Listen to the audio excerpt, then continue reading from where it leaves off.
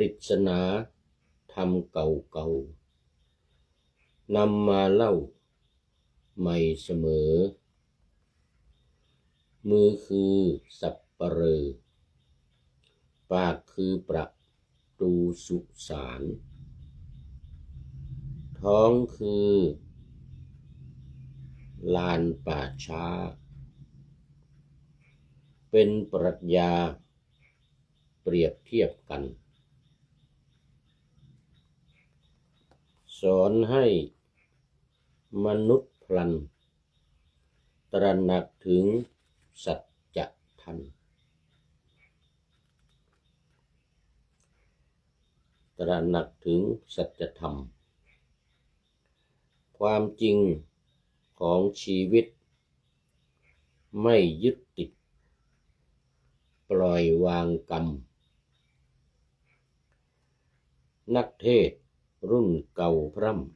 ำอธิบายดังนี้ครับมือของเราทำหน้าที่เหมือนว่ามันเป็นสัตว์ปะเรอที่คอยรับซากศพของสัตว์นานาขอถวายความนอบน้อมแด่พระรัตนตรัยมีพระพุทธเจ้าเป็นต้น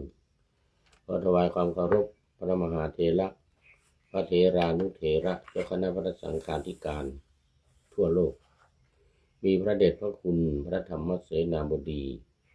เจ้าคณะภาค7วัดพระธาตุดอยสุเทพเป็นต้น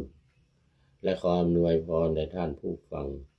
ท่านผู้ชมสาธุชนพุทธบริษัททั้งหลายวันนี้รายการนาวาวังทองของวัดพระธาตุดอยสุเทพออกอากาศทางสถานีวิทยุ2แห่งคือสถานีวิทยุพระพุทธศาสนาแห่งชาติและจริยธรรมวัดพระธาตุดอยสุเทพระบบ FM 96 เมกะเฮิรตซ์มีพ่อครูวันลบนามวงพรหมเป็นผู้อำนวยการอาจารย์พระมหาประสิทธิ์ประสาธิโกเป็นหัวหน้าสถานีและอาตมาภาพพระครูปริยัติยานุศาสตร์เป็นผู้บรรยายเป็นประจำทุกวันศุกร์เสาร์และอาทิตย์เวลา 7:30 นาทีถึง 8 นาฬิกาและเวลา 13 ถึง 14 นาฬิกาวันศุกร์และวันเสาร์ตอนนี้ก็ขอต้อนรับพระเดชพระคุณหลวงพ่อสุทธิสงึมรำวันนี้มาแต่หัวรุ่งเขาเรียกว่าไก่ยังไม่ทันโหสุริโยยังไม่จับขอบฟ้าปะหน้าธรรมาสยังไม่เสร็จกำลังว่าไปได้สถานีเที่ยว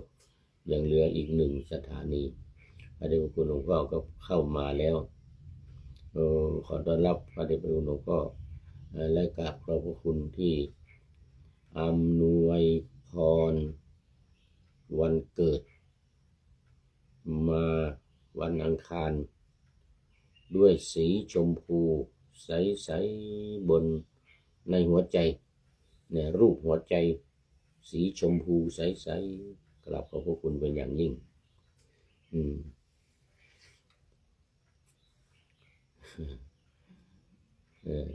จาก FC ตัวจริงวันนี้มาหัวรุ่งแล้ว มีคติ2 อย่างถ้าไม่มาหัวรุ่งก็มาท้ายสุดของรายการแต่เมื่อวานมาตรงกลางไง มีเหมือนกันมาตรงกลางก็มีเหมือนกันกราบขอบพระคุณเป็นอย่างยิ่งคราวนี้ก็สถานีที่2สถานีวิทยุเพื่อการศึกษาพระพุทธศาสนาและวัฒนธรรม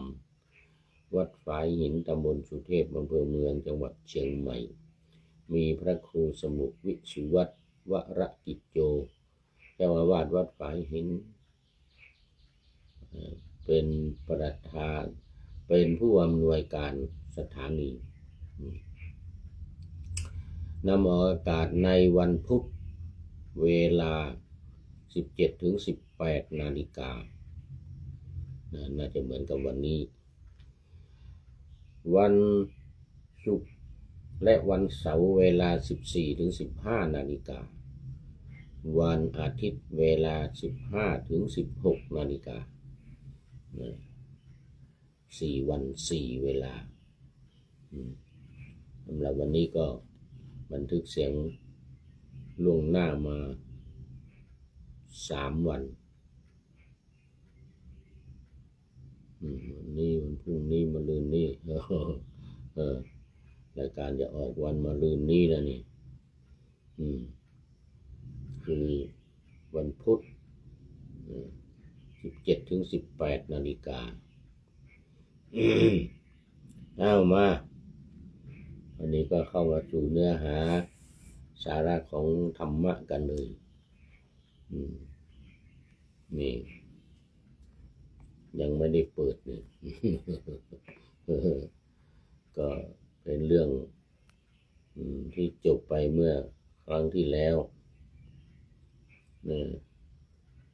ครั้งที่แล้วนี่จบไปนี่คือยังอยู่ในเปตวัตถุ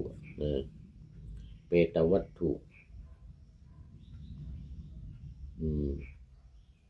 ที่แล้วจบไปคือนาคะเปตวัตถุอัตถกถานาคะเปตวัตถุ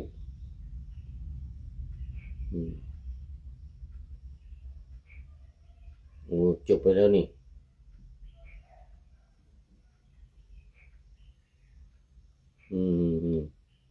นาคะเปตวัตถุนี่จบไปแล้วสังกิจจะพระสังกิจจะทูลแด่พระศาสดาพระศาสดาแสดงธรรมนี่นาคะเปตวัตถุนี่จบไปแล้ววันนี้ต้องเอาใหม่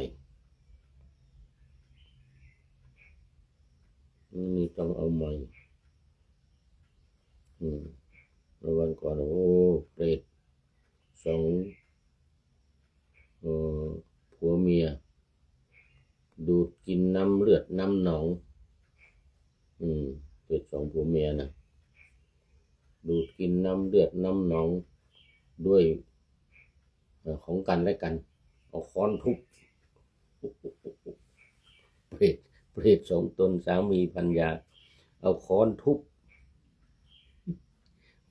กันและกันให้มันพกช้ำดำเขียวเป็นหนองแล้วก็แตกออกมาแล้วก็กิน ไม่รู้จักอิ่มเวรกรรมเพราะว่าไม่ทำบุญแล้วไม่พอยังด่าพระอีกลูกหลานทำลูก3 คนน่ะคนหนึ่งก็เป็นสามเณรเด็กที่เป็นสามเณรนั้นเป็นญาติเป็นน้า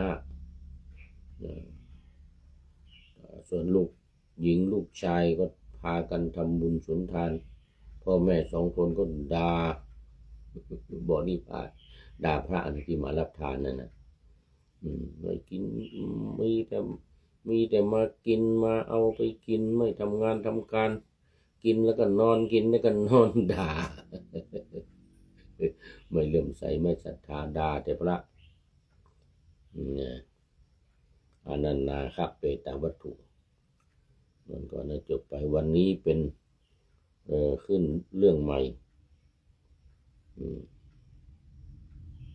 ขึ้นเรื่องใหม่ดีกว่าอุรคะเปตวัตถุว่าด้วยการไม่ร้องไห้ถึงผู้ตายไม่ร้องไห้ถึงผู้ตายอุรคะตอนนี้เราดูเนื้อความก่อนเสร็จแล้วเราจะไปดูอรรถกถาในรายละเอียดเนื้อความนี้ก็เป็นเนื้อความย่อๆพราหมณ์ได้ฟังดังนั้นแล้วเมื่อจะบอกเหตุแห่งการไม่เศร้าโศกจึงกล่าวคาถา2 คาถาว่านี่ข้อ97นะในตรงนี้เรียกว่า อัตถกถาธรรมะในพระไตรปิฎกเล่มที่25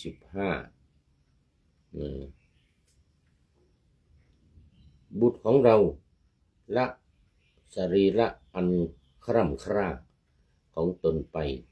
เหมือนงูลอกคราบฉะนั้น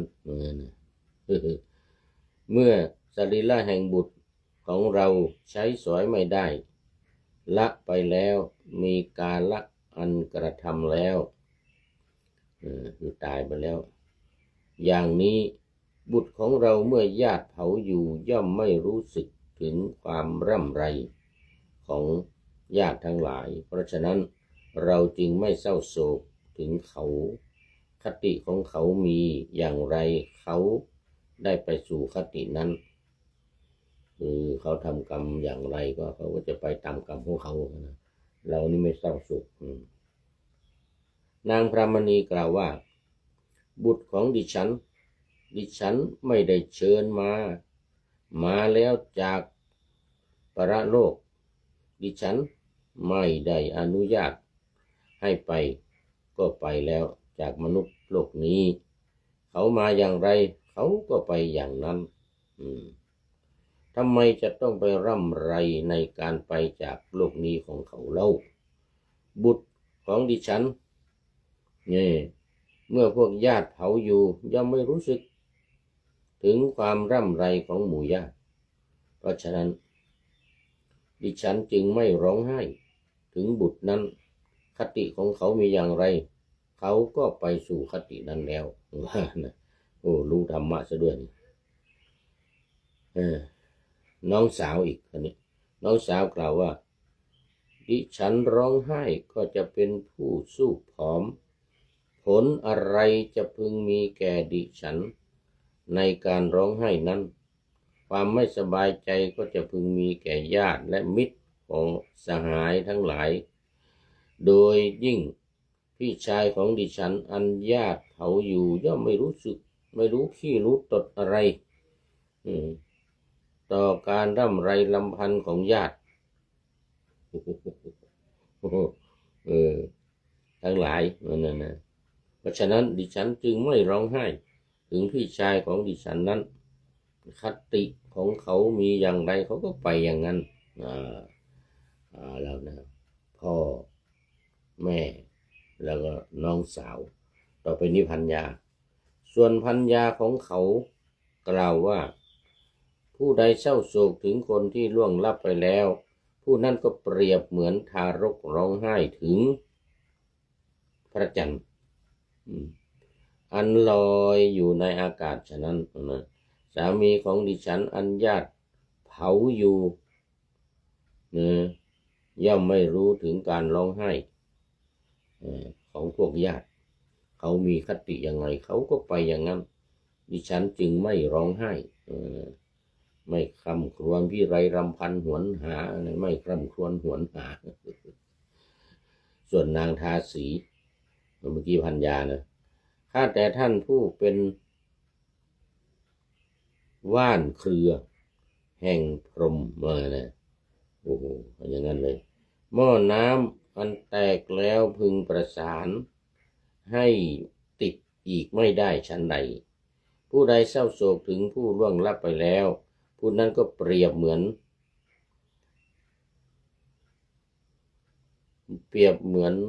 ฉันนั้นอะไรเปรียบเหมือนอะไรนายของดิฉันก็เปรียบฉันนั้นเปรียบเหมือนเดียวกันนะนายของดิฉันอันพวกญาติเผาอยู่ย่อมไม่รู้สึกถึงความตายความร่ำไรของญาติทั้งหลายเพราะฉะนั้นดิฉันจึงไม่ร้องไห้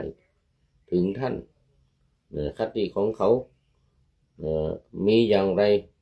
ท่านก็ไปสู่คตินั้นแล้วจบอุลคเปตะวัตถุที่12ก็สรุปว่าการร้องไห้ไม่มีประโยชน์อะไรเหมือนกับที่พระองค์ตรัสว่านาหิลุนนังวาโสโกวายาวัญญาปริเทวนานะนะตังเปตานมัฏฐายะเป็นต้นสรุปแล้วว่าทั้งพ่อทั้งแม่ ทั้งน้องสาวทั้งภรรยาทั้ง4 คนไม่มีใครร้องไห้หารู้ธรรมะรู้ธรรมชาติว่าคนตายนั้นไม่รู้เรื่องอะไรหรอกนะไม่รู้ขี้รู้ตดอะไรเราจะไปร้องไห้หาทำไมนี่ก็เลยพากันไม่ร้องไห้นี่จบแล้ววันนี้ก็จบอุรคะวรรคที่1ด้วยมาอยู่เป็นข้อสุดท้ายเลยอุรคะเป็นชื่อของวรรคด้วยนะเริ่มตั้งแต่เขตตูปมาวัตถุเนี่ยนะปูติมุขะเปตวัตถุติโลกุตตะเปตวัตถุเป็นต้นมานี่นะทั้งหมด12คาลาตยะเปตวัตถุนี่เป็น10แล้วก็12วันนี้อุรคะเปตวัตถุหมดจบพอดีคราวนี้เราต้องไปดูอรรถกถาเราจะได้ดูรายละเอียดแล้วก็อธิบายศัพท์อธิบายคำอะไรต่างๆเนี่ยในอรรถกถาจะบอกไว้เนี่ยในอรรถกถาจะบอกไว้อย่างละเอียดเลยอันนี้เรามาดูกันว่าเปรตทั้งหลายที่ไม่ทำบุญเนี่ยนะไม่ใช่ไม่ทำบุญไม่ร้องไห้เวลาสามีตายเวลาพ่อตายเวลาแม่ตายเวลาพี่ชายตายไม่ร้องไห้เรามาดูอรรถกถาว่าเป็นยังไงโอ้โหยาวเลยนะเนี่ยวันนี้น่าจะไม่จบอีกแล้วอรรถกถาเนี่ยเพราะเดี๋ยวนี้ใกล้จะหมดเวลาแล้ว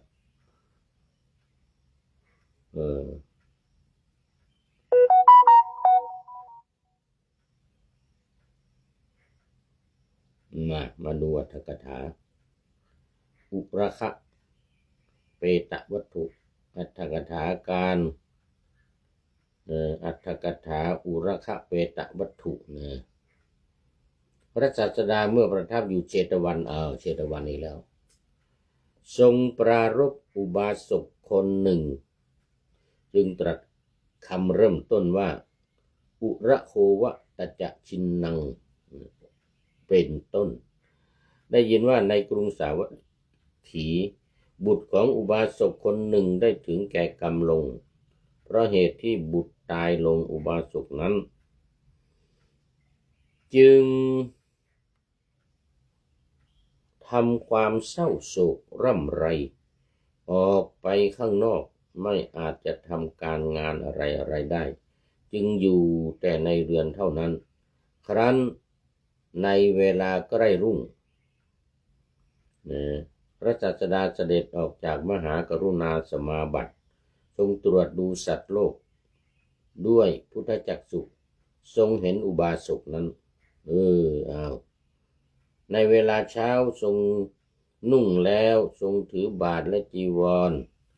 ถือจีบาทพาดจีวรได้เสด็จไปยังเรือนของอุบาสกนั้นแล้วประทับยืนอยู่ที่ประตูฝ่ายอุบาสกทราบว่าพระศาสดาเสด็จมาจึงรีบลุกขึ้นไปต้อนรับแล้วรับบาตรจากพระหัตถ์แล้วให้เสด็จเข้าบ้านให้คนปูลาดอาสนะถวายพระผู้มีพระภาคเจ้าประทับนั่งบนอาสนะที่เขาปูลาดไว้แล้วฝ่ายอุบาสกไหว้พระผู้มีพระภาคนั้นแล้วก็นั่งณที่สมควรส่วนข้างหนึ่งเขาเรียกว่าทิตาเอกมันตังเนื้อสมควรอยู่ข้างหนึ่งพระผู้มีพระภาคเจ้าตรัสกับอุบาสกนั้นว่าดูก่อนอุบาสกทำไมจึงปรากฏดูเหมือนเศร้าโศกไปอุบาสกกราบทูลว่าพระเจ้าข้าแต่พระองค์ผู้เจริญบุตรที่รักของข้าพเจ้าตายไปเพราะเหตุนั้นข้าพระองค์จึงเศร้าโศกลำดับนั้นพระผู้มีพระภาคเจ้าจึงเมื่อจะทรงบรรเทาความเศร้าโศกของเขาจึงตรัสอุรคะชาดกว่าได้ยินว่าในอดีตการ ในเมืองพาราณสีแคว้นกาสีได้มีตระกูลพราหมณ์ชื่อว่าธรรมปาละในตระกูลพราหมณ์นั้นมีคนเหล่านี้คือพราหมณ์พรามณีบุตรธิดาลูกสะใภ้และทาสีทั้งหมดมีความยินดีในการเจริญมรณะนุสติบรรดาบทเหล่านั้นคนผู้ที่จะออกไปจากเรือนจะให้โอวาทคนที่เหลือแล้วให้ห่วงใยไม่ห่วงใยแล้วก็ออกไปครั้นวันหนึ่งพราหมณ์กับบุตรออกจากเรือนไปไถนาบุตรสุมหญ้าใบไม้และฟืนแห้งๆอยู่งูเห่าตัวหนึ่งในที่นั้นเลื้อยออกจากโพรงไม้เพราะกลัวถูกไฟไหม้จึงกัดบุตรคนนี้ของพราหมณ์เขาสลบไปเพราะกำลังพิษล้มลงตรงนั้นเองตายแล้วเกิดเป็นท้าวสักกะเทวราชโอ้โหเป็นท้าวสักกะเทวราชโน้นพราหมณ์เห็นบุตรตายแล้วจึงพูดกับบุรุษคนหนึ่งผู้เดินไปใกล้ๆที่ทำงานอย่างนี้ว่าสหายเอ้ยสหายเอ้ยท่านจงไปเรือนของเราแล้วบอกนางพรามณีอย่างนี้ว่าจงอาบน้ำจงนุ่งผ้าขาวถือเอาพัดและดอกไม้ของหอมเป็นต้นสำหรับคนผู้เดียวแล้วจงรีบมาบุรุษนั้นไปที่เรือนแล้วบอกให้แก่นางพรามณีได้ทราบเหมือนอย่างที่ว่าแล้วฝ่ายชนในเรือนก็ได้ทำตามพราหมณ์อาบน้ำบริโภคอาหารแล้วลูกไล้มีจนบริวารห้อมล้อมยกร่างของบุตรนั้นขึ้นเชิงตะกอนจุดไฟเผาไม่เศร้าโศกไม่เดือดร้อนไม่ยืนมนสิการถึงอนิจจสัญญาเหมือนเผาท่อนไม้โอ้นี่ใจแข็งมากนะลำดับนั้นบุตรของพราหมณ์บังเกิดเป็นท้าวสักกะและท้าวสักกะนั้นก็ได้เป็นพระโพธิสัตว์ของเราทั้งหลายเนี่ยคืออดีตของพระพุทธเจ้าเหล่านี้นะพระองค์ทรงพิจารณาชาติก่อนของพระองค์และบุญที่ได้ทำไว้เมื่อจะอนุเคราะห์บิดาและญาติจึงแปลงเพศเป็นพราหมณ์มาในที่นั้นเห็นพวกญาติไม่เศร้าโศกจึงกล่าวว่าท่านผู้เจริญเผามฤคะจงให้เนื้อแก่ข้าพเจ้าบ้างข้าพเจ้าหิวจริงๆเหมือนกันนะพราหมณ์เนี่ยท้าวสักกะนะแปลงตัวเป็นพราหมณ์ข้าพเจ้าหิวเหมือนกันนะพราหมณ์กล่าวว่าโอ้ไม่ใช่มฤคะแต่เป็นมนุษย์นะแต่เป็นมนุษย์นะพราหมณ์เหมือนกันนะท้าวสักกะก็กล่าวว่าผู้นี้เป็นศัตรูของพวกท่านหรือไงเหมือนกันนะไม่ใช่ศัตรูเขาเป็นบุตรรุ่นหนุ่มมีคุณมากเป็นโอรสเกิดในอกท้าวสักกะก็กล่าวว่าเมื่อบุตรรุ่นหนุ่มมีคุณเห็นปานนั้นตายไปทำไมพวกท่านจึงไม่เศร้าโศกเล่าพราหมณ์ได้ฟังดังนั้นจึงบอกว่าเหตุที่เราไม่เศร้าโศกทั้งหมดเนี่ยบอกแก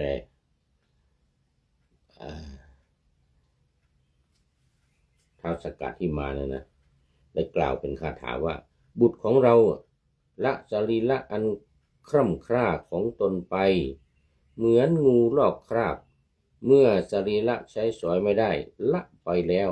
ทำการละไปแล้วคือตายไปแล้วนะอย่างนี้บุตรของเราเมื่อญาติเผาอยู่ย่อมไม่รู้ถึงความร่ำคร่ำครวญของหมู่ญาติได้เพราะฉะนั้นเราจึงไม่เศร้าโศกถึงเขา คติอันใดของเขามีอยู่เขาก็ได้ไปสู่คติอันนั้นแล้วเราไม่ต้องไปเศร้าโศกไม่ต้องไปร้องไห้ของเขาถึงเขานะเมื่อไม่ร้องไห้ถึงเขาเมื่อพราหมณ์ได้กล่าวถึงเหตุที่ตนไม่เศร้าโศกเมื่อได้ประกาศถึงความฉลาดในมนสิการโดยปริยายอย่างนี้แล้วท้าวสักกะผู้มาในรูปของพราหมณ์จึงตรัสกับนางพรามณีว่าแม่คุณผู้ตายนั้นเป็นอะไรกับท่านพรามณีกล่าวว่านายเขาเป็นบุตรของฉันบริหารคันมาถึง10 เดือนให้ดื่มน้ำนมประคบประหงมด้วยมือและเท้าจนเติบโตท้าวสักกะตรัสว่าถ้าเมื่อเป็นเช่นนั้นเริ่มแรกบิดาไม่ร้องไห้เพราะเขาเป็นผู้ชายแต่ธรรมดามารดามีหฤทัยอ่อนโยนเพราะเหตุไรท่านจึงไม่ร้องไห้เล่าทำไมจึงไม่ร้องไห้วะเนี่ยนางได้ฟังดังนั้นเมื่อจะบอกเหตุจึงกล่าวคาถาว่าบุตรของดิฉันไม่ได้เชิญมาเกิดนะไม่มาจากปรโลกนั้นดิฉันไม่ได้อนุญาตไปสู่ปรโลกนะก็ไม่ได้อนุญาตให้ไปอย่างใดนะเขาก็ไปอย่างนั้นทำไมจะต้องไปร่ำไรในการจากโลกนี้ไปของเขาเล่าเขาถูกพวกญาติเผาอยู่ก็ไม่รู้สึกไม่รู้เรื่องร่ำไรรำพันอะไรเพราะฉะนั้นดิฉันจึงไม่ร้องไห้ถึงเขาคติอันใดของเขามีอยู่เขาก็ไปสู่คตินั้นเขาก็ต้องไปตามนั้นว่ากันนะทีนี้ท้าวสักกะตรัสว่านางผู้เจริญธรรมดาสตรีย่อมมีความเสน่หาในสามีและหญิงม่ายสามีนั้นย่อมเป็นคนที่เป็นที่พึ่งของเธอของเราเพราะเหตุไรเธอจึงไม่ร้องไห้ดูไปดูมาเวลาหมดยังเหลืออีกเยอะเดี๋ยวต้องเอาไว้ก่อนนะวันนี้ ต้องเอาไว้ก่อนเดี๋ยวไปฟังฟังครั้งต่อไปเอาให้จบนี่มันยังเหลืออยู่อีกเยอะมันเป็นอรรถกถาอธิบายความมาดูข้อคิดท้ายรายการวันนี้พูดถึงเรื่องของศพการเผาศพการไม่ร้องไห้เผาศพอยู่ไม่ร้องไห้อะไรนะท่านนายพลนเรศจิตลักษณ์ก็จึงมีข้อคิดเกี่ยวกับเรื่องนี้มาให้โดยใจความว่าปริศนาธรรมเก่าๆนำมาเล่าใหม่เสมอมือคือสัปเหร่อปากคือประตูสุสานตอนนี้ต้อนรับ FC ตัวจริงเข้ามาเดี๋ยวมีดอกฮักซิตี้เข้ามาด้วยดอกฮักซิตี้มาหมดเวลาแล้วนี่หมดเวลาหรือว่ามานานแล้วก็ไม่รู้ไม่ได้ดูเดี๋ยวขออภัยFC ตัวจริงสุริยันสันตจิตโตบอกว่ากราบนมัสการครับพระอาจารย์วันนี้พืชมงคลแรกนาขวัญพระโคเสี่ยงทายกินถั่วน้ำหญ้าเหล้ากินเหล้าด้วยน้ำท่าอุดมว่าไงนะน้ำอุดมนะปีนี้อุดมสมบูรณ์เศรษฐกิจจะเจริญรุ่งเรืองครับผมว่ากันแสดงว่าเขาจะหยุดรบกันมั้งในวันออกกลางเปิดฮอร์มูดมั้งไงเปิดช่องแคบฮอร์มูดเลยมันจึงน้ำมันจะไม่แพงนะเนี่ยอุดมสมบูรณ์นะเศรษฐกิจจะดีสาธุนะวันพืชมงคลวันนี้มงคลแรกนาขวัญแล้วโคกินอะไรปีนี้โคเสี่ยงทายกินถั่ว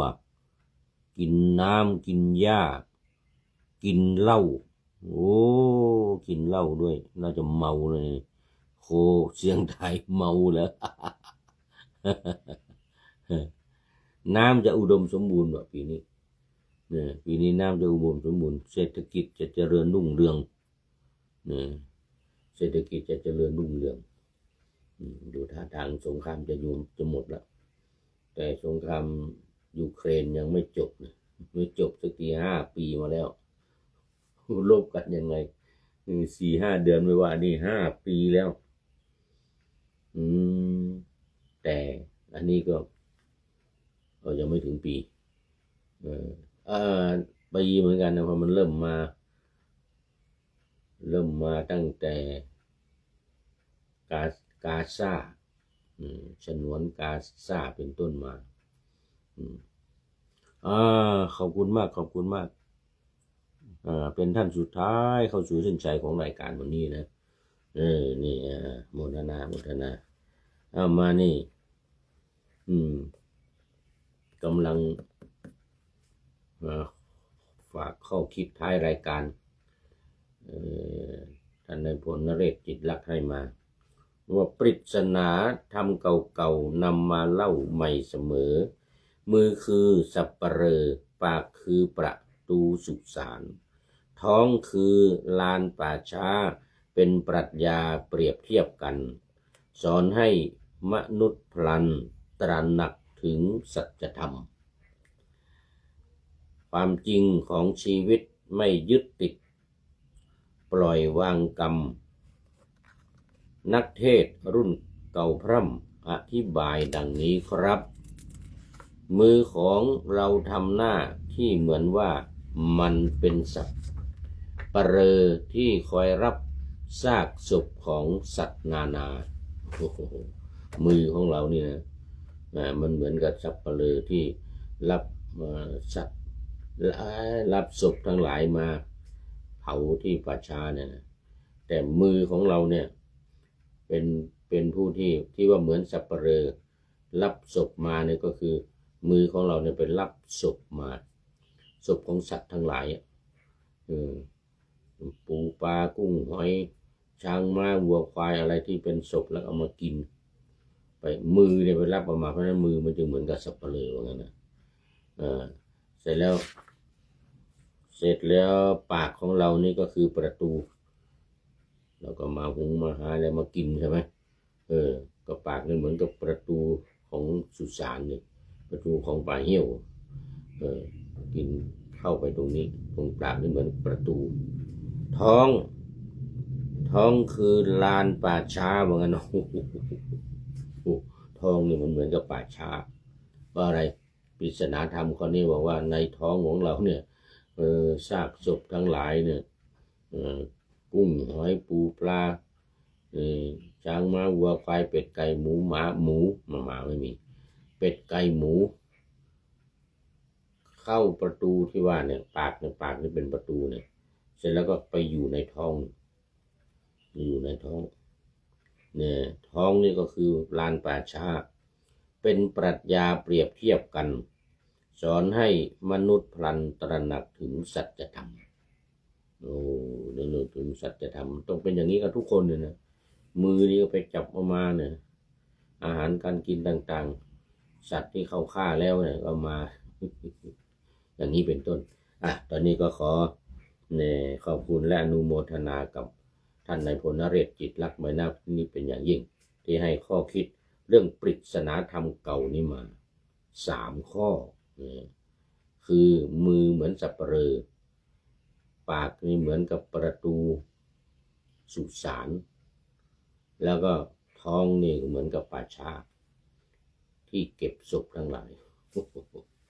ไว้ณที่นี้เป็นอย่างยิ่งขอนำนาวาวังทองไปก่อนแล้วจะย้อนมาใหม่ในวันหน้าคือวันพุธศุกร์เสาร์อาทิตย์ตามตา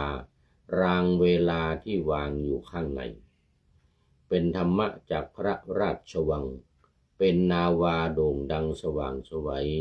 เป็นทองคำล้ำค่ากว่าสิ่งใดชุบชีวิตจิตใจให้ใสงามขอเชิญท่านทั้งหลายนำไปท่อง ตามคุณของพระรัตนสามพุทโธเมนาโถธัมโมตามสังโฆเมนาโถยามภาวนาว่าบ่อยๆซ้ำๆจำในจิตจนมันติดในใจไม่หายหน้านอนนั่งยืนเดินจำทุกเวลาตั้งแต่ตื่นขึ้นมาถึงหลับไปขอทุกท่านได้ผลจากปฏิบัติได้กำจัดความทุกข์พบสุขใสพลันปลอดโปร่งโล่งสบายทั้งกายใจอยู่ที่ใดใจสงบพบนิพพานขอเจริญพร